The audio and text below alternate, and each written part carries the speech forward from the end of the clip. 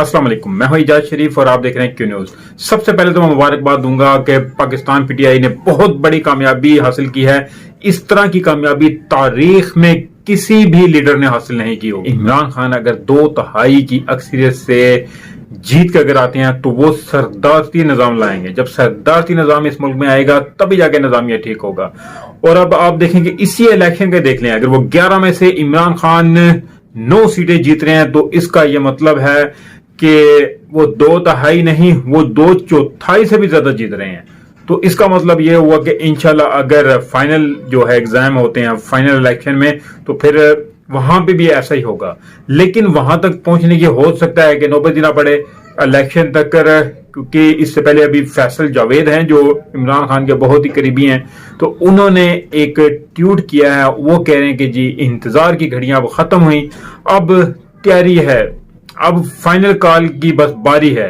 इमरान खान ने बताया है कि वो जल्द लॉन्ग मार्च की कॉल देंगे और पूरी कौम हक और सच के साथ है और इंशाल्लाह अब तब्दीली नहीं इनकलाब आएगा।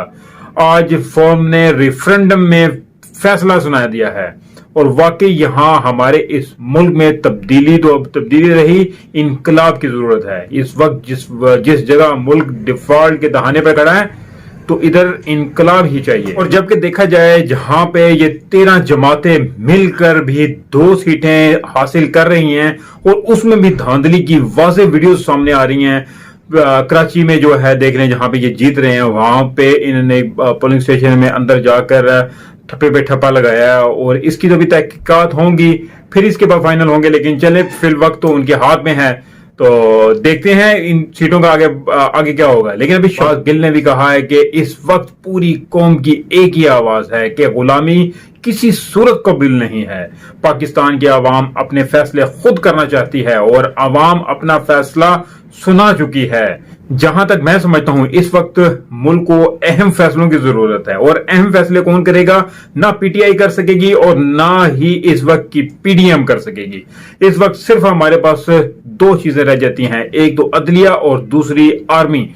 अगर आर्मी और अदलिया चाहे इन दोनों को बैठाकर इलेक्शन की तरफ लेकर आए, क्योंकि आर्मी और अदलिया भी तो देख रही है कि इमरान खान की मकबूलियत और इमरान खान के साथ अवाम का जो सिलसिला कार चला आ रहा है वो बढ़ते से बढ़ता चला जा रहा है। अवाम के मुताबिक उनका लीडर होना चाहिए तो इलेक्शन फाइनल होने चाहिए। अब इलेक्शन की तारीख दे देनी चाहिए ताकि मुल्क इस बुरहान से निकले, मुल्क इस परेशानी से निकले।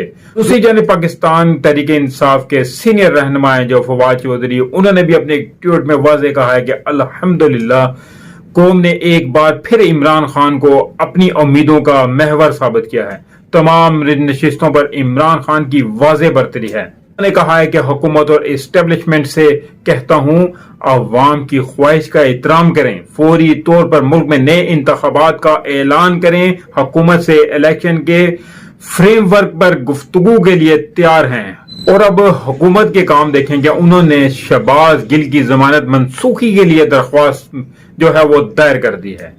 शहबाज गिल को 6 अक्टूबर को अदालत के सामने पेश होने का हुक्म। शहबाज गिल के खिलाफ गैर कानूनी असला रखने का केस समात 29 तक वो मुलतवी हो गया। अब देखिए ये किस किस्म की बचकाना हरकत हैं।